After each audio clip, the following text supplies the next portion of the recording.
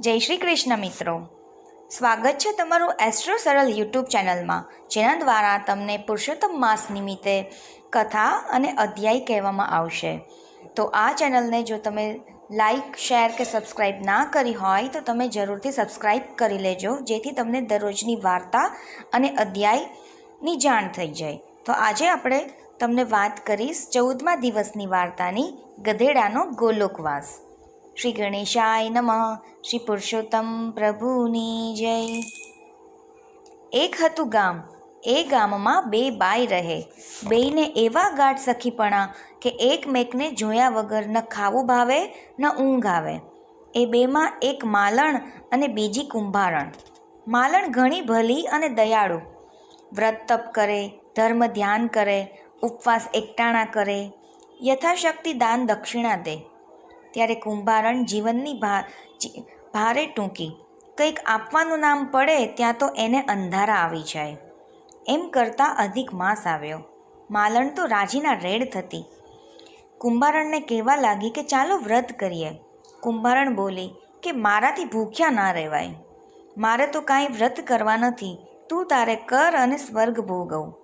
માલણે બહુ સમજાવી ત્યારે કુંભારણ એક ટાણા કરવા તૈયાર થઈ. પછી વાત આવી દાન દક્ષિણાની. કુંભારણ બોલી કે પાઈ કરીને પૈસો ભેગો કર્યો છે, એ તે કંઈ આપી દેવાય? ઘડપણમાં ખાવું શું? શિયાળાનું છાણું ને જુવાણીનું નાણું સંઘર્યું કામ આવે. મારી પાસે તો કાચા માટલા છે, એ હું દક્ષિણામાં દઉં. માલણ બોલી કે એ તો ગોળ કરતાંય ગળ્યું. માટલાનું દાણ તો અતિ ઉત્તમ કહેવાય. બંનેએ વ્રત આદર્યા. રોજ નદીએ સ્નાન કરવા જાય. બ્રાહ્મણ વાર્તા કરે એ સાંભળે. માલણ પોથી પર પૈસો મૂકે ત્યારે કુંભારણ પોથી પર માટલું પછાડે. જિંદગીમાં કોઈને કંઈ દીધું નહોતું. માટલું દેતા તો શો જીવ ચાલે. માટલું પછાડતા જ ફૂટી જાય. એમ કરતાં છેલ્લો દિવસ આવ્યો. માલણ તો વહેલી ઉઠી. બગીચામાં હતા એટલા બધાએ ફૂલ વીણી લાવી. બજારે જઈને વેચ્યા તો એક સોના મહોર મળી. એ બ્રાહ્મણને દાનમાં દીધી. પછી હરખાતી સખી પાસે જઈને પૂછવા લાગી કે તું દાનમાં શું દઈશ?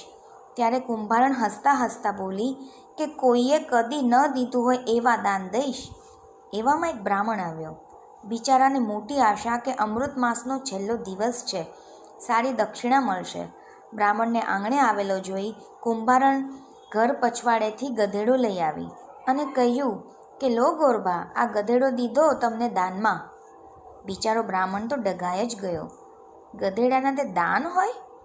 માલણ પોતાની સખીને સમજાવવા લાગી કે આવું દાન ન કરાય.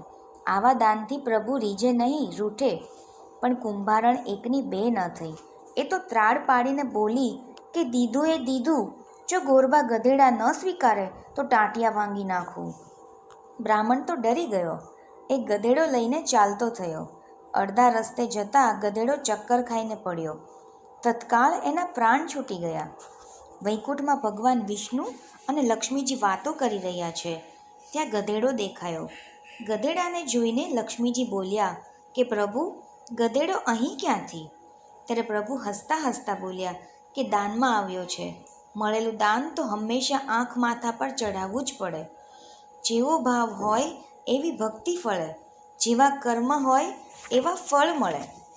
આ બાજુ મૃત્યુલોક પર વ્રત પૂર્ણ થયા પછી માલણે પ્રભુને પ્રાર્થના કરી કે હે પ્રભુ પુરુષોત્તમ, મેં જેવા ભાવથી તમારું વ્રત કર્યું છે એવું ફળ મને મળજો. તત્કાળ એના ઘરમાં સોના મહોરનો વરસાદ થયો. માલણની આંખમાં હર્ષાશ્રુ આવી ગયા.